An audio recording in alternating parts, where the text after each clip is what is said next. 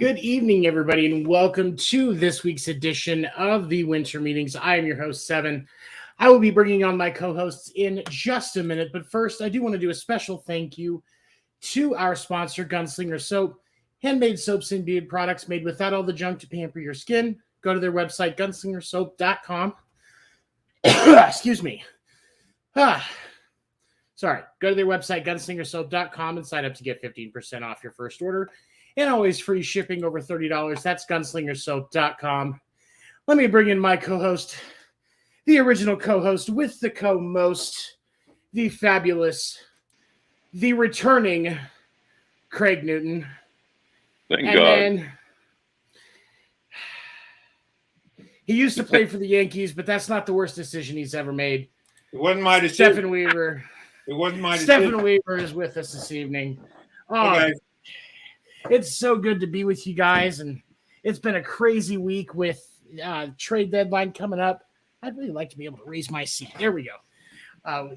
Crazy week with the trade deadline coming up.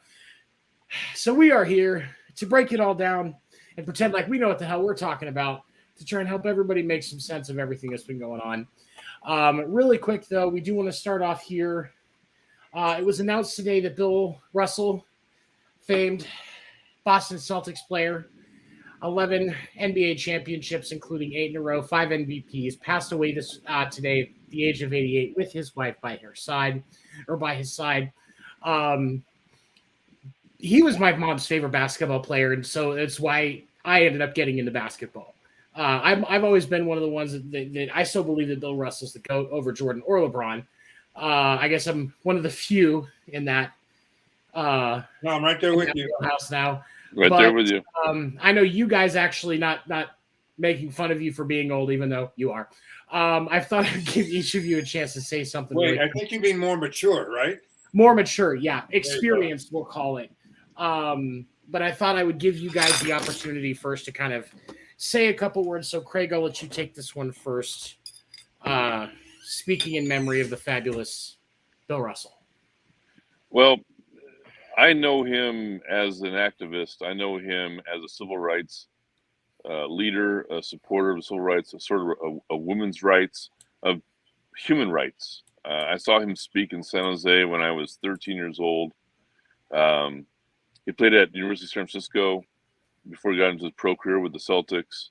I knew him as a leader in the civil rights movement, right up there with Martin Luther King and Jackie Robinson and Arthur Ashe. So my heart goes out to his family today, and the world has lost a great leader in civil rights today, and in Bill Russell. Stefan, what do you think, sir? Well, I'm from Boston and a huge Celtics fan, obviously. So I know him from the court. I didn't know about all that civil rights stuff until Craig told me today. So that's even more impressive. He was a very impressive. Sorry, he was an impressive individual. Go ahead. I didn't mean to interrupt you. Well, there's always been this argument about who is better, Wilt or Russell, and if you go by who has more titles, which I don't really believe in, but a lot of people do, then it's Russell. And if you ask Wilt would say Russell also.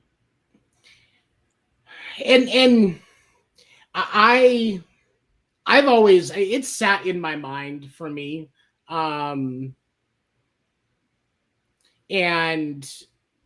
there actually, I found out the company that I work for now, one of my coworkers actually played against Bill Russell near the end of his career. Because when Bill was coming out, Jeff was going. His name is Jeff Cook. Bounced around to a few different teams, namely with the Suns. He was actually one of the last individuals drafted by the Kings before they moved from Kansas City. That's no way. Yeah. Very interesting. That's like being the last person. That's like being the last person drafted by the Montreal Expos. You mean wasn't that Mr. Tom Brady, something like that? Montreal Expos? Yeah, Brady was drafted by the Expos. Tom Brady, the quarterback? Yeah. Yep. Was he really? Yeah. Yep. Wow, I should watch this podcast more often. Oh man, what an asshole. Okay. That's even more impressive. Yeah, but definitely our condolences go out to Celtics Nation, NBA fans as a whole, and of course his family as they deal with this loss. But moving on to talk some baseball stuff today, a little bit more what we're about typically. Let's talk trade deadline moves. I want to talk about the Mariners first because they have made a couple of moves that were just beautiful. First, they grabbed Carlos Santana, not to be confused with the guitarist, from the Royals for a couple of pitching prospects. And then they turn around and grabbed ace Luis Castillo from the Reds, somebody who the Yankees were in the hunt for. Stefan, I'll let you take this one first, buddy. What do you think this does for the Mariners as they make this clear push? I think it really improves their chances. I mean, I think they still have Mitch Haniger coming back. Yeah. That'll be huge. Because if you add him to that lineup with Santana and then Castillo pitching, I mean, I saw Castillo pitch when he beat the Red Sox. They couldn't touch him. He's gotten better every year that I've seen him. I was kind of hoping that Boston would make a push on him. Yep. But it's, I think it is interesting that he is going to make his debut as a Mariners pitcher next week against the Yankees, as long as his schedule holds consistent. So I think that should be fun to watch and see what happens. Craig, what do you think about what the Mariners are doing and the moves they're making? On behalf of the National League, thank you, Mariners. Castillo out of the National League. Very happy. Oh. Well, I think I told you guys, every once in a while I go up to Seattle to watch the Red Sox when they play there. Yeah. Last time I went, they have this one little pennant hanging up there because they won one division title, and they were so proud of that. I guess I'd never been in the Boston Garden. We do have loyal fans, though. It's it's really surprising to think about the fact that the Mariners have not won a World Series, especially when you consider that they had both Griffey and Ken Griffey Jr. On their roster at one point. The late 90s and early 2000s, there was some tremendous potential. Oh, yeah, Edgar Martinez, Jay Buhner. Yeah. Definitely. I mean, not as much Jay Buhner as the other guys, but I mean, he was there. Yeah, participation trophy for him. Craig, what do you think this does to their chances as far as how deep they can go into October this year? I think they can go all the way. I mean, this makes them a legitimate.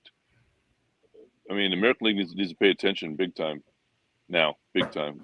Especially the Astros, they need to pay attention because the Mariners have got pitching that can match pretty much anybody in the American League. And they're not going to catch the Astros. I mean, their only chance is a wild card, right?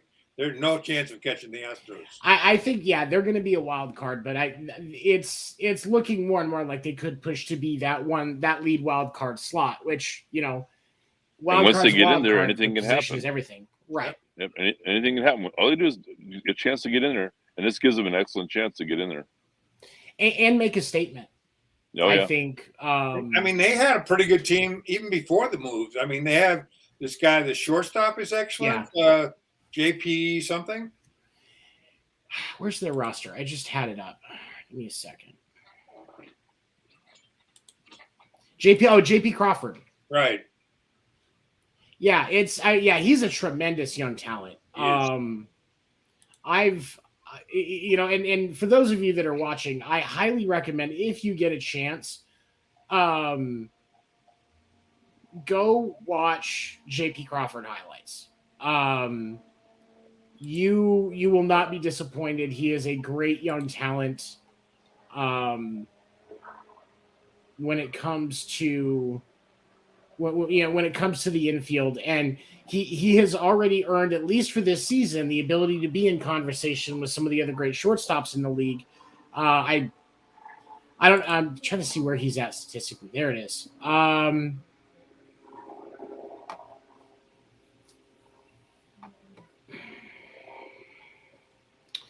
All right. He has played in 93 games this season, so he's played in every game this year. He's hitting 264 this year, 5 home runs, 27 RBIs. His OPS is 713. How many times has he stolen base? Where is that at? Come on. Just trying to see, because I know he's a quick shortstop, and he's got one hell of an arm. Oh yeah. One of the and for those of you watching, I will say, when you're watching these highlights, the one thing that I can say about JP Crawford is when he looks like he throws like a pitcher, but he plays shortstop. And one thing I can say as a much more mature man is that it's amazing how many good young players there are today, under 25. The young talent in this league is ridiculous. It's incredible. As long as we can keep going and get more attention into the league and not have baseball die, which is goal number one. There's a lot of great young talent to be watched. And you know that when Devers is the old man of the group, right? He's not even 25 yet. Yeah, well, and you know, when you look at this talent, there's so much energy that's on the field with these young guys that we haven't seen in a while. And I think that makes a difference, because that's part of what brings the energy in a game. You watch the NFL, there are some teams with a lot of talent. Watch the NBA, some teams with a lot of talent. There's no energy on the court, on the field. Right. You know, but when you look at a lot of this young talent, these guys are playing with passion. It's one of the reasons why I am not as big of a fan as some of the unwritten rules. You know, let these young kids celebrate and bring some energy back into the game.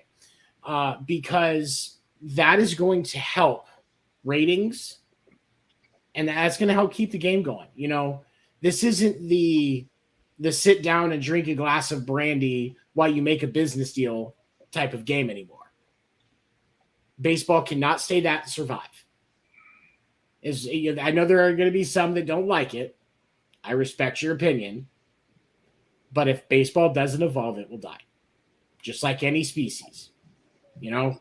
I agree. I mean, as long as you're not showing people up or trying to show someone up, have fun. Yeah, there's a line. The line of sportsmanship still exists. You know, and you know, and respect, mutual respect for your opponent. Because at the end of the day, you're both just at work. Right. Like, you know, this is what they do for work. You know, if you work at Walmart, some of the guys that get upset at a bat flip, that's ridiculous. It is ridiculous, but you know, we look at the, you know, we'll say the antithesis of the bat flip in Mr. You know, Blue Jays player Jose Bautista.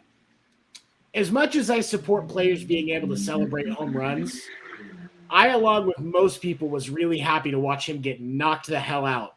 What was that, 2020?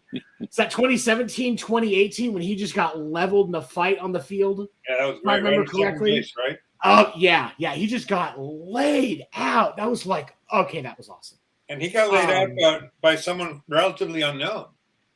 Yeah. Well, and it honestly, the only other thing I can think of that it reminds me of is when Nolan Ryan hit that one guy.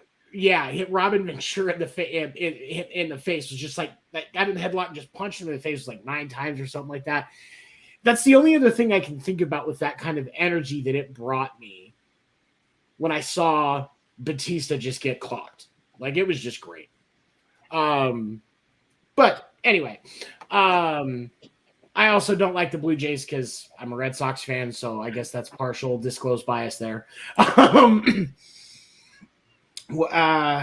Really quick, before I forget, DeGrom is set to make 2022 debut for the Mets on Tuesday versus the Nationals.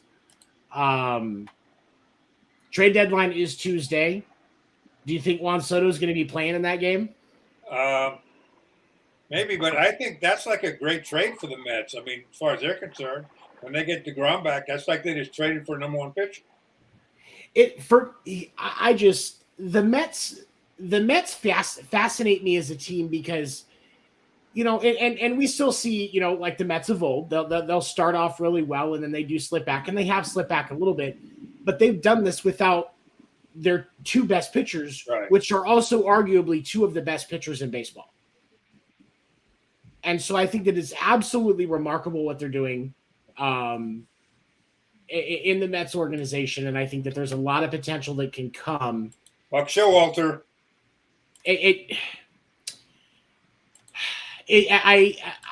is possible. It is possible that this is finally the time when we get to see Buck Showalter not prepare a team to be a World Series champion after he leaves, but he actually gets his ring. I think it's his best shot so far. Oh, definitely. And personally, I mean, and I say that with all due respect to Buck. He's had a great impact on so many organizations. The Diamondbacks, when they first started, Buck Showalter was the coach. A year after he left, they got their first World Series ring. There's multiple teams. The Yankees. He was their manager in, I think, 94. He left 95. They won the World Series. Yep. It's, Buck Showalter is the good luck Chuck of baseball. Did you see that Dane Cook movie, Good Luck Chuck? You remember that one? No. So first of all, it's an absolutely horrible movie. I like Dane Cook as a comic, not so much as an actor. But the premise of this movie is this girl puts a voodoo curse on him, so to speak. And every time when a girl is with him, when a girl sleeps with him, the next man that she is with is the man that she will marry. And so, I don't know. Did you get that reference, Craig? Help me out here. No. Oh, goddamn it. Okay. Sorry. I was trying, but no, I like Buck Showalter. I think that he's a great skipper, and so I think he deserves it. So it'll be interesting to see what the Mets do. Okay, so hold on a second. The guy she sleeps with, the next man that she sleeps with, she's going to marry. That's the man that's the man that she will spend the rest of her life with. Yeah, that's horrible. Right? Like, and that's exactly what it is. It's always the bridesmaid, never a bride type scenario. I could just imagine Buck Showalter in a bridesmaid's dress. That just makes me laugh hysterically. Okay, so let's see what other big trades. Well, when I think about Buck, when I think of Buck, I remember him on the dugout step of the Oriole manager. He always had a look on his face like he had indigestion, and he was my teammate in Nashville. He is the funniest. He's one of the funniest guys I've ever met. Buck? Yep. I didn't know you played with him in Nashville. Yeah, he was my first baseman. He actually led the league in hits. He had over 200 hits. I knew he played, but I didn't realize you played with him. That's pretty cool. Yeah, he's a great guy. He seems like a great guy. He knows the mascot of every single college in Division I, Division II, and most junior colleges. That's impressive. It is very impressive. I'm just happy I still remember the Greek alphabet from when I was in college and I was in a fraternity. Okay, speaking of the Mets, though, looking at trades, the Mets picked up Daniel Vogelbach from the Pirates he's going to be their DH probably moving forward, and then Tyler Naquin and Philip Deal in a trade with the Reds. Did they pick up Cano? Someone got Cano, right? He was just traded. No, actually, if I remember correctly, Cano was cut, and then somebody picked him up, and he's been playing in their AAA. Oh. I don't want to be wrong here. There he is.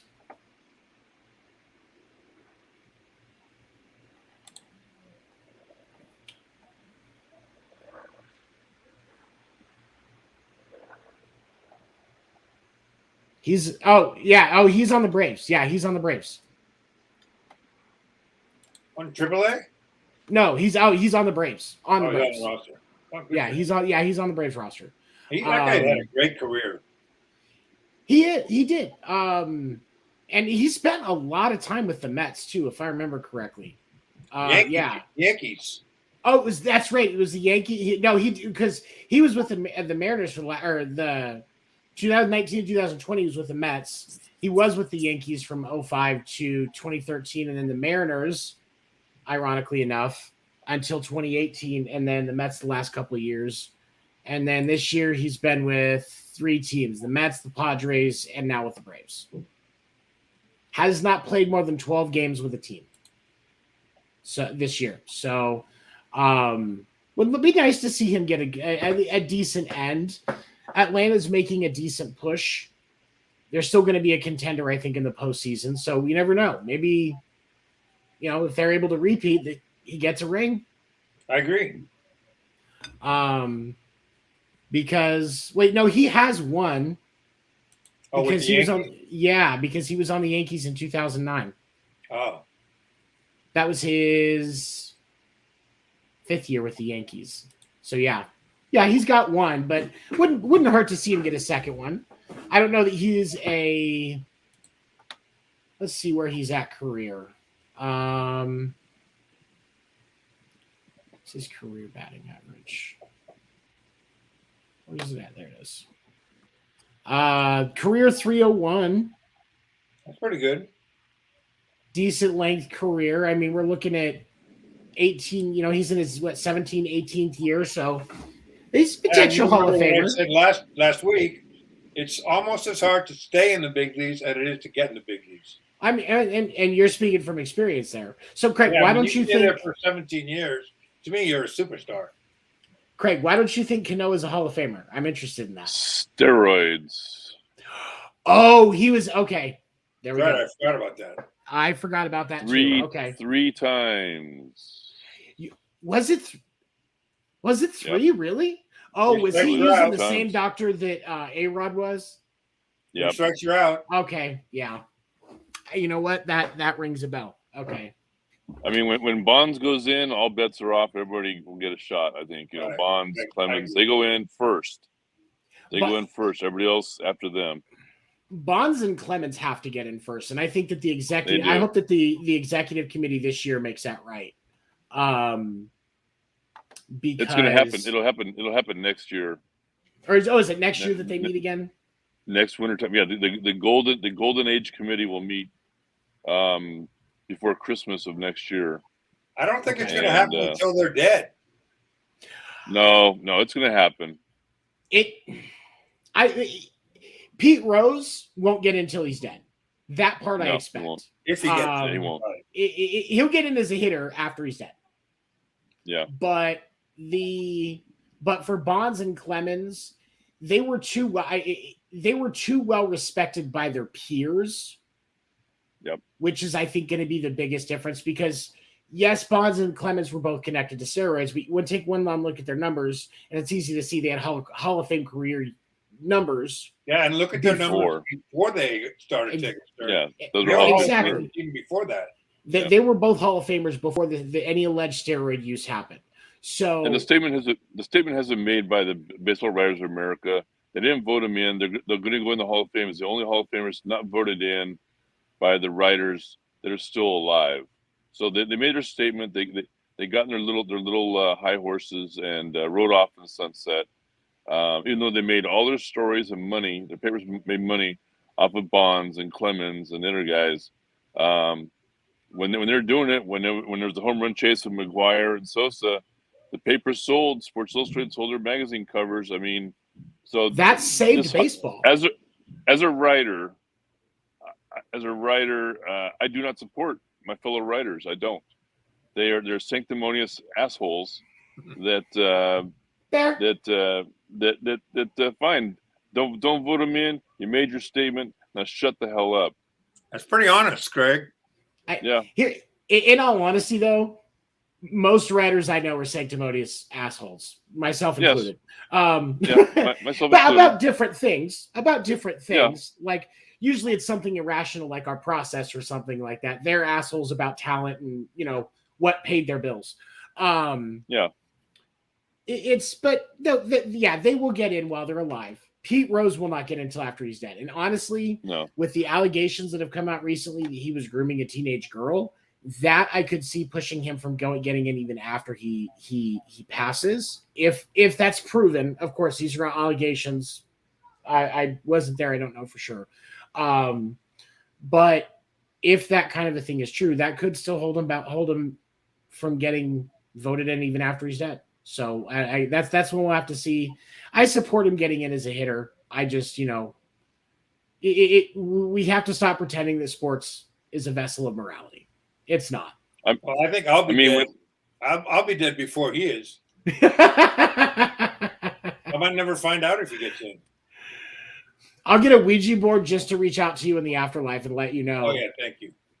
For you too, Craig. I'll send you guys both. Hey.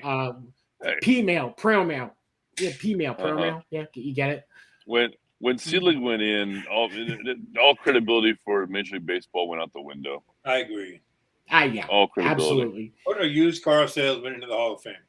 Exactly. A liar. A lying SOB. Huge liar. And the thing that frustrates me is they have no problem putting in the writers, coaches, owners, and commissioners that benefited from the steroid era. Right. Yep. Tony but La Russa. The players, Tony La Russa is a prime example. Yep. But the players are the ones that get punished. Yeah. It doesn't make any sense. Nope. It flat out doesn't make any sense to me. But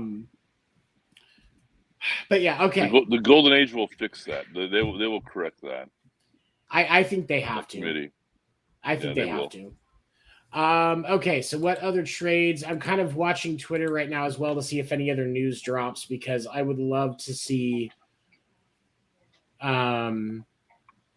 I'd like to see Manoah with the Red Sox. Manoah, Manoah, Mancini, Shohei is a pipe dream for Boston. Shohei actually fixes a lot of things for Boston, honestly. Like, if Bloom is not like trying to throw everything but Devers and Xander, if Bloom isn't trying to throw other than Devers and Bogarts, everybody, like, here, who do you want?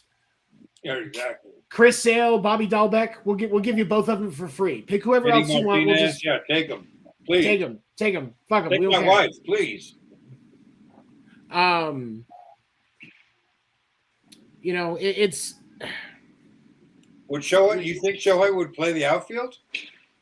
Yeah, that's what he plays when if he goes in to play and he's not just DHing, he plays left field.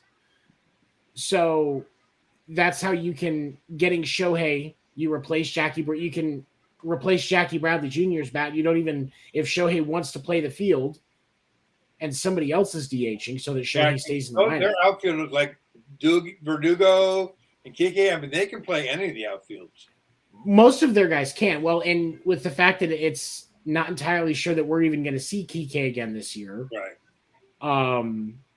Having a solid piece back there would be great, which is why it would be amazing if Boston was making a play for Soto. But that's the three reported front runners for Soto right now. If a trade happens, because I still don't think it will, I don't think he gets traded until the offseason.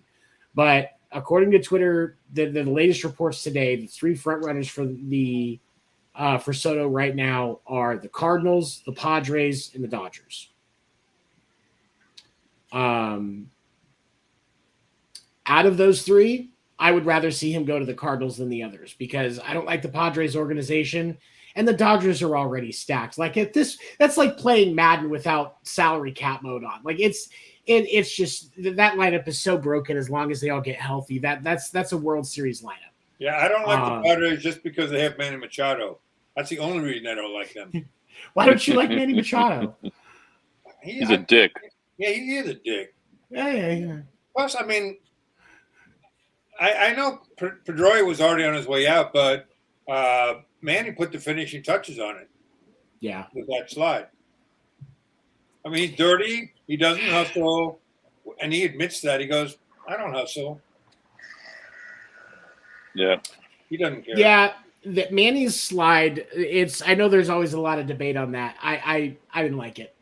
There are some times where your foot comes in high like that it is accidental. Speaking from experience, but that was not accidental. It was not. Okay, so what other? Let's see here. What else? Any more trade pieces? Well, I'm going to look over that for just a second. I want to get you guys going. Tim Anderson was suspended for 3 games for making contact with an umpire. What an idiot! What an idiot! Did you see contact though? I mean, it was barely contact. That's all it takes. He touched his sleeve or something. No, it was the bill of his cap. His batting helmet touched the cap of the umpire. Oh, yeah. Can't happen. Go watch a video of any coach arguing with an umpire before 1999. Yeah, I was going to say, watch Billy Martin or Earl Weaver. I mean, they've head-butted the umpire. I'm pretty sure Tony La Russa probably charged through a couple of umpires at some point. That dude did not care. He got right in their face. Mm-hmm. Leo DeRocher. Yeah, exactly. We've talked extensively about Tim Anderson this year on the podcast. He's a talented shortstop, but he's an idiot. And I like his commercials. He's got a nice smile. I love watching his swing. I legitimately like watching him hit. And that's what I said. As a person, he's kind of an idiot. I'm not a fan, but I'm a huge fan of him on the field. I think he's a fantastic young shortstop. Very, very talented. How old is he? 23, 24. Wow. Yeah, he's young. At 25, I'm sorry. He's this is going to bug me now. I think he's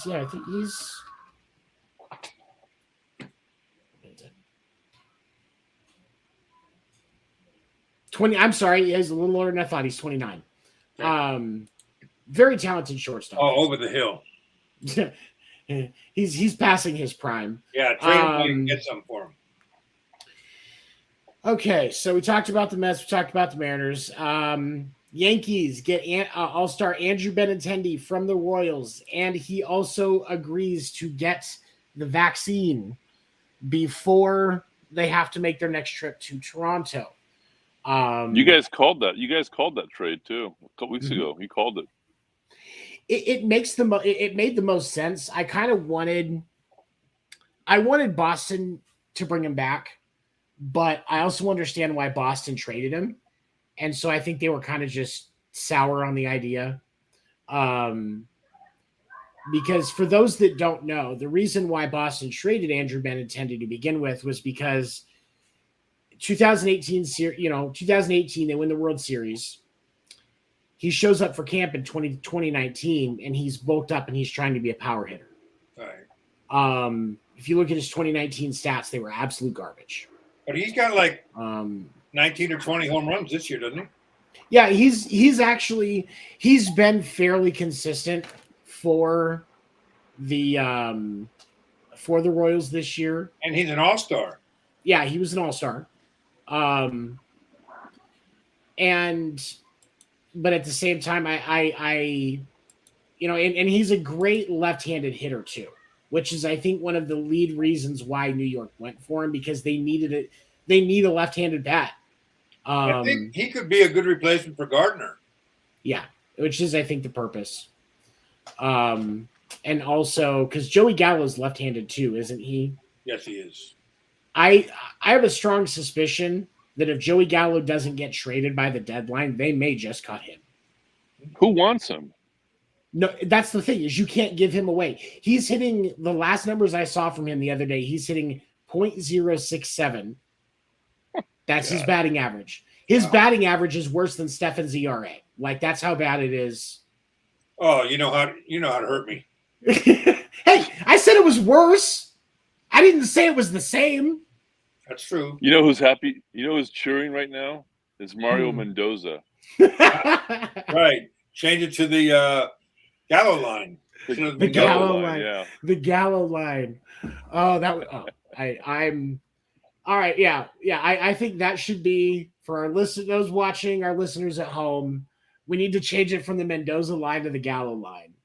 Like, actually, okay. So the Mendoza line is still going to be 200, but if you're hitting down below 100, that's the Gallo line. I think that's where we just think is 100 the Gallo line. You could actually say the Gallo wine. I see what you did there. Come on, Greg, give me a chuckle.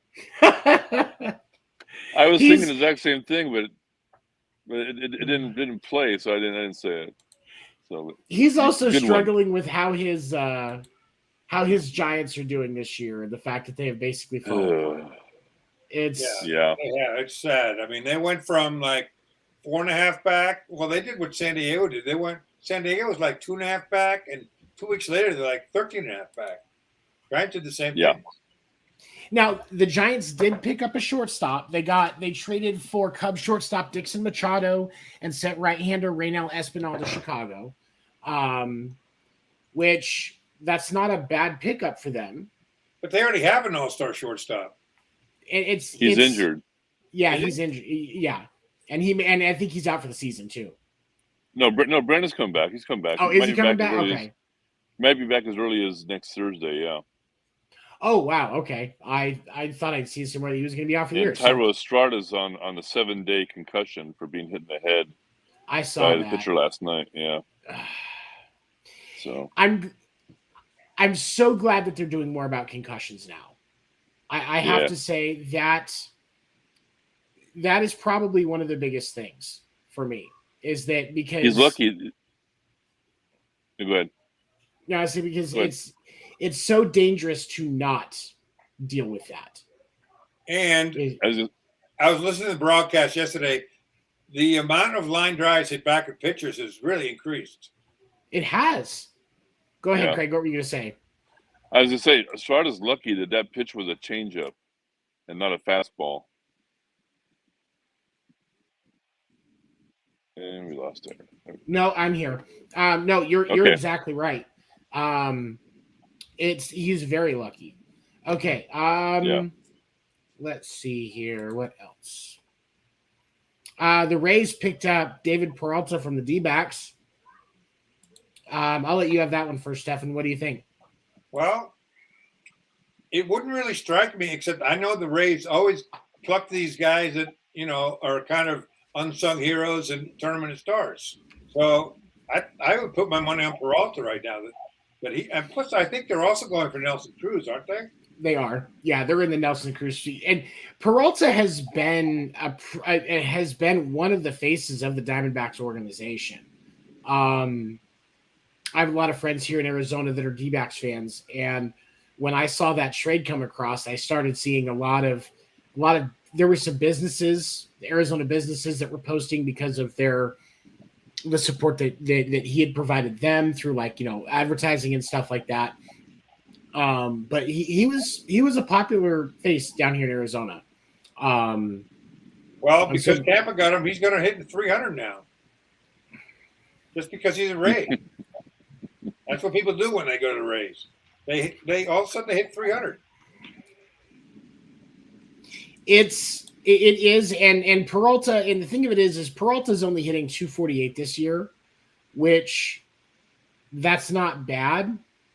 Well, it's over the Gallo line. It's over the Gallo line. It's over the Mendoza line. And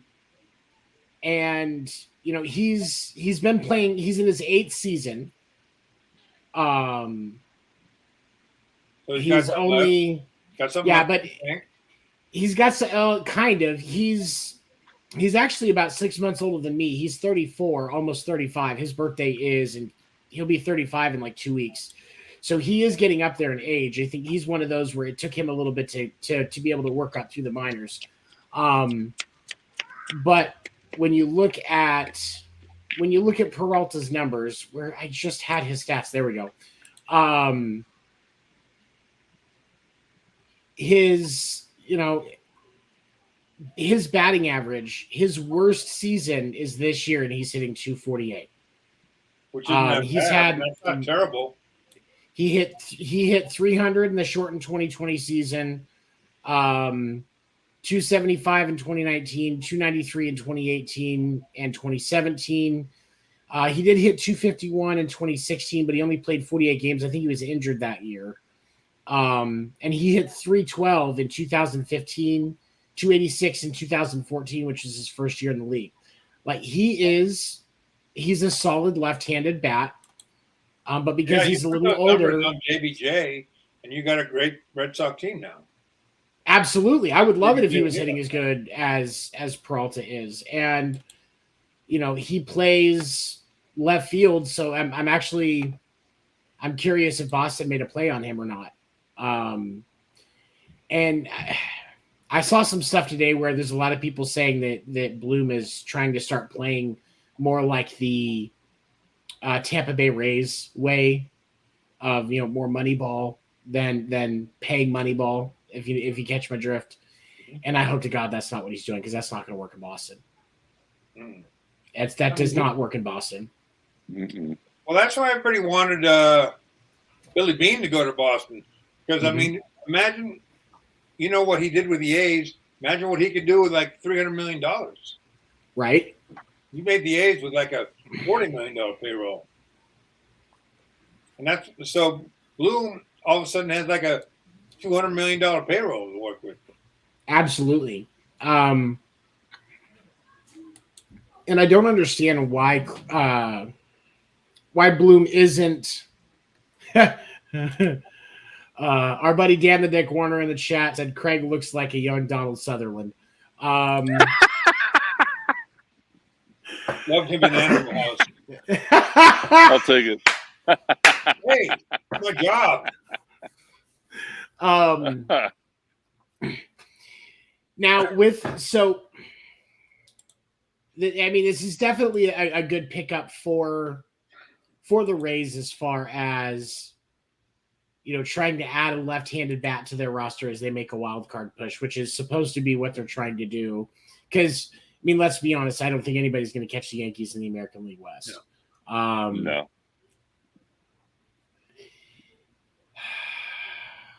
Dodgers got Chris Martin from the Cubs. Cards got Jojo Romero from the Phillies. I just want to mention, I'll give the Yankees all the props in the world, but I also want to say they are the only team in baseball whose pitchers have made every single start this year. They have not missed a start. Yep. Which is pretty amazing. It's amazing. Well, it just shows how rare it is. Right. Because 30 professional teams in baseball and nobody has that. You look at a guy like Chris Sale, who was supposed to be arguably one of the best pitchers of his generation, and he hasn't played but 19 games since the start of the 2019 season because he keeps getting injured. Right. This year is off a comebacker. We've seen a few pitchers in the last few weeks get hit off of comebackers. And it's all of these different freak things. The Yankees pitching staff has been very fortunate. And they've been good. I can't take anything away from them. They've been really good. Even Cortez, he's doing a great job. Nestor Cortez. So then you got Montgomery, Cortez, and Cole. That's three very good starters right there. And Cole started rough, and there was a lot of speculation that his struggles were in relation to getting control without spider tack or any other type of tacky substance for helping with pitch control. Well, that was a while ago, right? But start of the season, end of last year, he struggled a lot because of it. And there's a lot of criticism of the Yankees organization because Cole signed a $310 million deal last year. Yeah. I don't see any way, even if you win a World Series, I don't think that's worth it to me. The Red Sox did the same thing with Sale, but like Dan the Dick said last week, was it really worth it to win that one World Series? Well, a lot of the moves, I will say, and as much as I hate it as a Red Sox fan, the moves the Yankees are making are not short-term moves. Right. I think that for me, the difference is the Yankees are trying to build back into a dynasty. And it's very evident in the moves that they're making that they are playing the long game as well as the current game. Right. And so that's why all of a sudden when Soto's on the market, Judge is willing to take a pay cut in that contract that he was working on, which for me is a big deal because that means that some of the costs that Judge is deciding on this team is his, if he's going to get World Series, he's not going to worry so much about getting paid. But if he's not going to win a World Series, he wants to have money to enjoy his extra time off. Plus, I don't know if the Players Union will let him take a pay cut. I mean, they did that with A-Rod when they were deciding between the Red Sox and the Yankees. They wouldn't let him sign for less because they said that would destroy the entire salary, the tier system of the whole system. With him, Good though, point. because of the fact that it's a contract negotiation and it's a contract year, it's not that they're adjusting an existing contract. It's that they're determining the value of the next contract. Right. And if Judge wants to give them a hometown discount that factors in the fact that they're getting better talent, he's going to be, playing a longer season because of that and has the chance at some rings. The Players Union can't tell him not to. They can say, "Hey, we wish you wouldn't," Right. because it kind of hurts the paycheck that some of the other guys are going to get. If Judge takes a $300 million deal over 10 years for some reason, Yeah, and a lot of players play just for the rings. That's all they want. and Judge and Judge legitimately seems like the type of guy that would be given the opportunity more focused on the championships than the rings than the money, because he knows he's still going to make some good money over the course of his career. He's also the type of guy who really deserves a ring more than anybody else. Absolutely. His season is unbelievable. His MVP caliber season, this is one of those seasons, like they were talking today, he has the same number of home runs that Barry Bonds did in the year that Barry Bonds broke the home run record. What's he got, 38? At this point. 38? No, he's in the 40s, 41, 42. Yeah, he's hit a few in the last couple of days. So he's up there. I'm sure if Dan's still watching, he'll probably post it in the chat here in a second. But yeah, he's 41, 42. He's gotten a couple. So it'll be interesting to see what happens with him. Clearly an MVP. It's probably 42. going to be unanimous. Yeah, 42. Okay. 42 home runs, 91 RBIs. I mean, realistically, you're probably going to get somewhere between 60 and 65 home runs out of him. 150, 125 to 150 RBIs. What more can you ask for? And a good outfielder. He covers center field. He's the best center fielder in the league right now. I can't think of anybody that's better than him. And as that hurts as a Red Sox fan. But right now, there's not really anybody that's playing better than Judge. No. It's just plain and simple. Let's see. We talked about that. All right. I'm going to look really quick I'm going to scour Twitter, take a look, see if anything else is dropped before we wrap up tonight. So I'm going to play ads for a couple of the shows that are on Pinfall. You guys can take a couple of minutes to run to the bathroom if you want, while I take a look, see if I can find anything else. Then we'll be back to wrap it up. Okay, I'll put my pants back on. I appreciate that. And we'll be right back with you. No one pulls up like we do. No one does us like we do. Always go hard with this crew. Welcome to the show, let's make moves. Nothing's gonna stop us, it's not to get rough. Turn the whole room up, it's never enough. Let's go, let's go, let's go, let's go, let's go, let's go, let's go, let's go, let's go, let's go, let's go, let's go, let's go, let's go, let's go, let's go, let's go.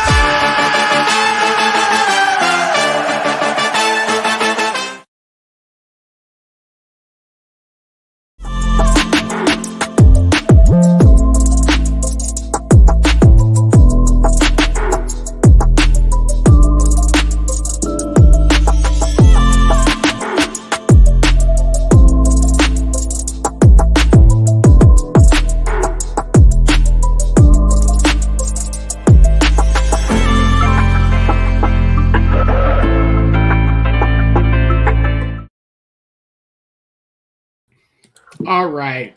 That first commercial was for Sports Report, which airs Monday nights at 10 p.m. Eastern, right here on Pinfall Network. That features me, my buddy Will Morgan, Dan the Dick Warner, Gene, the Raiders fan Simmons, unfortunately, as we dive into all things sports related. And then following the Sports Report is the show for that second commercial, Sports Report After Dark, which runs 11:30 p.m. Eastern on Monday nights. That is me and Dan the Dick Warner as we dive into the human side of sports, all things sports and mental health related, and sometimes just talk about whatever the hell we want. Definitely check those out right here on the Pinfall Network. And we are back. So I was looking through, and I'm not seeing anything else major that's been announced. So we're going to go ahead and dive really quick on into some speculation. Craig, I'll give you this one first. Do you think the Giants make any other moves this year? If so, what do you think? Off-season Aaron Judge. Bam! You've just given up all hope on everything, so you're just reaching for the stars at this point. Why not We Soto? got the money. The team can show him the money. Well, why not Judge and Soto? No, the Giants have played. The Giants won't spend that much money. No, the Giants won't spend that much money. Well, you know what they've done is because they were so good last year, they've really built up expectations in their fan base. Yeah, it's a sharp fall from 107 wins to where they're at right now. And their fan base still remembers, 2010, 12, and 13 when they won it all. Mm-hmm. So they have this winning thing in their head that their team's a winner, which they're not. No. Sorry, Craig. They're not That's right the truth. now. And didn't I hear Jock Peterson's injured too? Yeah, it's concussion. Yeah. You got two players out with concussions, Peterson and Tyro. Wasn't Jock's that he hit a wall, like outfield wall? He was running hit an outfield wall. Yeah. Yeah, he fought the wall and the wall won. I remember that. Okay. Bobby Fuller 4. Yeah. Bobby Fuller 4. Count it. Okay. All right. So, Stefan, I'll kick this to you. Is there anything you can think of that Boston can do at this point to save the season? Well, I don't know. I think someone like Shohei would be good because he would solve a couple of their problems. He would solve a batting problem and an outfield problem. And a pitching problem. And a pitching. Problem, right. Yeah, and that's why I'm hoping that Boston makes a play for Shohei. I don't care whether it's now or in the offseason. Right. Whenever you can get him. Get him. Like and Shohei in Boston is good for the league. Yeah, I agree. Because much more coverage. They are a bigger market team. And and the league likes Shohei as one of the faces of baseball. And I baseball think fans like Shohei. I think Boston has a pretty big Japan town. Yeah, I think their Japanese population is pretty big. They do. There is a decent. Well, I mean, there's the Japanese population on the East Coast. The coastal areas have a much higher Japanese population than anywhere else, and so it benefits the league to play to that. Whether that's the Mariners, which obviously has a huge Japanese following. I know you and I have talked about that. Or if they go with the East Coast, again, whether it's the Yankees, the Mets, the Sox, I think the Sox or the Yankees ideally is the most beneficial. But speaking purely out of jealousy, I don't want Shohei to go to the Yankees. Not with that right field wall. No way. No. Mm-mm. I do not want Shohei to go to the Yankees. Well, what do you think the Angels are going to ask for in return? They want at least 2 to 3 MLB ready guys or prospects. I mean, I would give Brand Bello. Bello made a nice improvement his last start. But I think he's in relief last time, didn't he? Yeah, he came in after Austin Davis. And he threw and I watched most of his outing. And he looked a lot better this time but he still hasn't gotten that first major league win. Well, I think, and I'm speaking from experience, what I think is that when a player gets called up to the big leagues, his first outing, a pitcher, should be in relief. Because, I mean, my first outing was a start, and I was lost. And you got ate up. First outing was a start. I mean, right. If you put him in relief, you get the feeling, you get all the sensation, then you've done it before. Just a 1 inning middle reliever scenario, 3 outs, 15 pitches, 15, 20 pitches, that sort of thing. Yeah, could you experience the whole thing? Mm-hmm. Get the cobwebs out, because if it's especially with pitchers, you get called up, chances are you're out of rotation, so it's either been a few more extra days or hasn't been enough. One inning, 3 outs. Get it loose, have your outing, give up your first home run, get out of your system. You're hired. Then, yeah. It makes sense. Angels could be looking at some dark days ahead, because if they lose Ohtani, and Trout looks like he might be coming up with a chronic back problem now. Actually, that was one of the other final things we were going to talk about. Trout actually put out today. I was reading this on ESPN's website. He found another doctor. So ESPN reported that Mike Trout visited with Dr. Robert Watkins, a back specialist and co-director of the Marina Spine Clinic in Los Angeles. And they have gotten enough work in already that he's going to begin rotational exercises on Wednesday. Oh, good. That's good news. So definitely good news for him. He's good for baseball. Yeah, and good for baseball. He won't be game ready, though.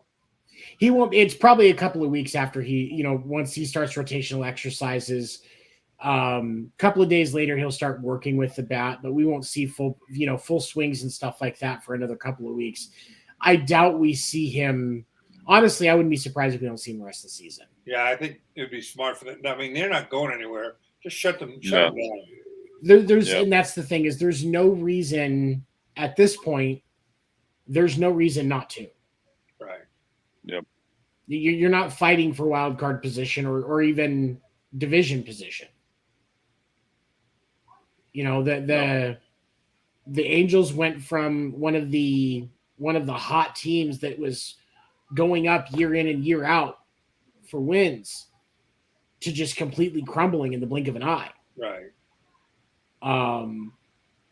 And so I hope that for their sake that the moves that they make, if they move Shohei, that from everything that I'm seeing is they are trying to not do a rebuild. But so you're saying they need some major league ready ball players, and that's why I think he doesn't get moved until after the season. Oh, yeah. And Washington, with all of this about with all this about Soto in Washington, he still has 2 years left on his contract. That's what makes him so valuable. And so it's unheard of to have a future Hall of Famer, under control for 2 years. Right. It's unheard of. It is. And so for the Nationals, they don't have to just take an offer because Soto wants out, because he does. Yeah. But they can say, all right. I'm really surprised that Martinez hasn't gotten fired yet. We'll see what happens. They won the World Series, 2 years ago? And now they're in last place? But remember, he's working for two pieces, but still. He's basically working for two owners right now. You've got the current owners and the future owners. The future owners want Soto gone. They don't want him there when they buy the club. Oh. They made that very clear.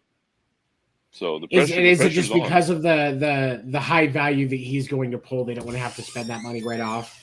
Right. They don't want. Okay. That's a lot of. They don't want to drop that much cash on one player. They want him gone so they can rebuild. They're spending all their cash on the actual team. Well, and here's the thing that blows me away about that is when you look at the actual value of that kind of a contract, you're looking at, so they were saying like the team that in some of the reports about where Soto's going to land, they're saying that the team that is going to take him in trade needs to be able to offer him a 15-year, $540 million contract. What's he, 22, 23? So when you look at that, that's 36. That's only $36 million a year. How old is he? 22. 22.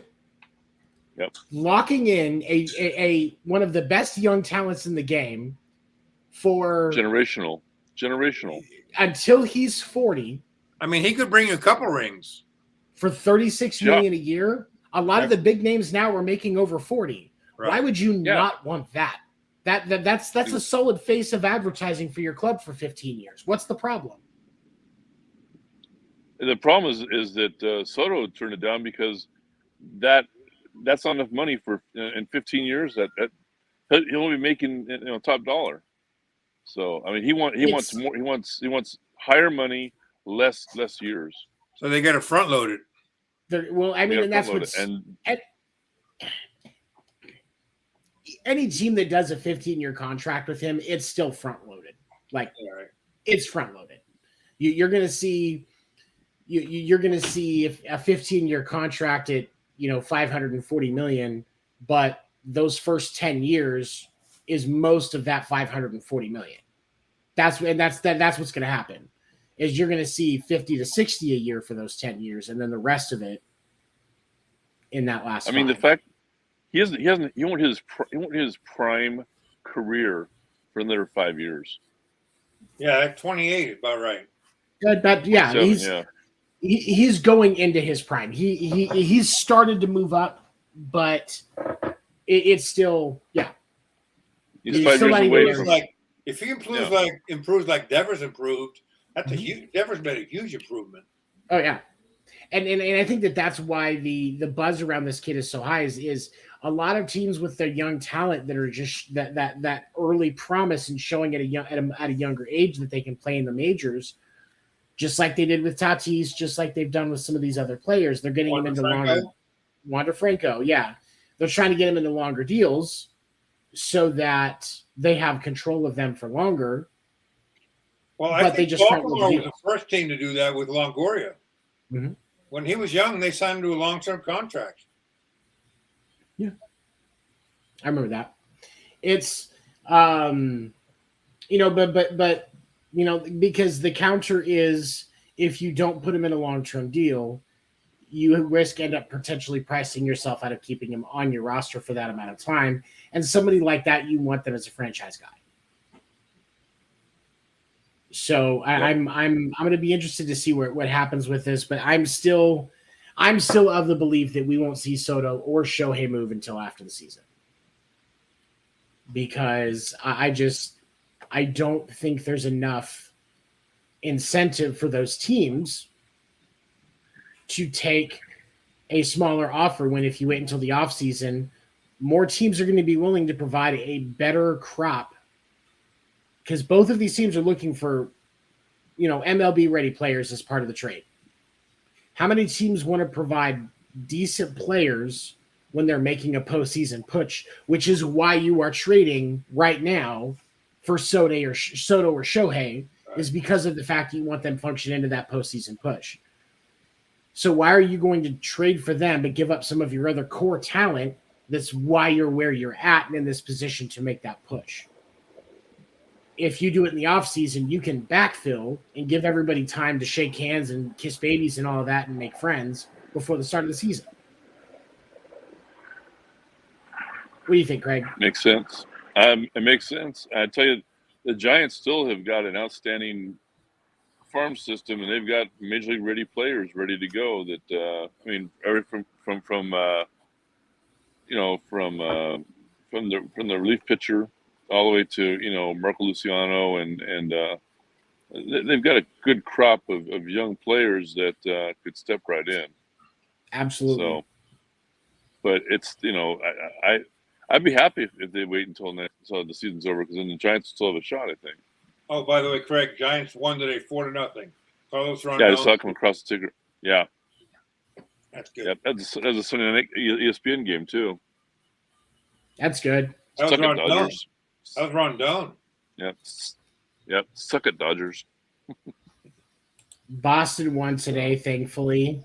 After giving up 2 in the second to the Brewers, Boston ended up scoring 7 runs in between, and then a 5-run fifth inning and a 2-run sixth. Boston beat the Brewers today 7-2. Who got the W? That's my question. Hold on. So Josh Winkowski got the W, and that is the first Red Sox starter to get the win in a month.